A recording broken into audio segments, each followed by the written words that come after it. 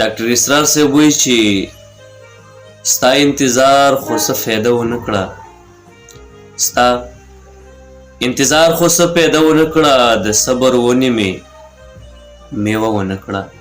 ستا انتظار خو څه فایده ونه کړه، د صبر ونې مې میوه ونه کړه. خدایه دنیا ته مې لږ بیا راولې، خدایه دنیا ته مې لږ بیا راولې، ما خو یې سمه تماشه ونه کړه.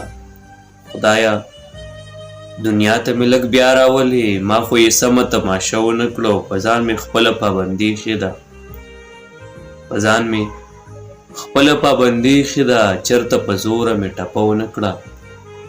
په ځان مې خپله پابندي ایښې ده، چېرته په زوره مې ټپه ونه کړو. په یو پې مخې هم اثر نه کوي، په یو پې مخې هم اثر نه کوي.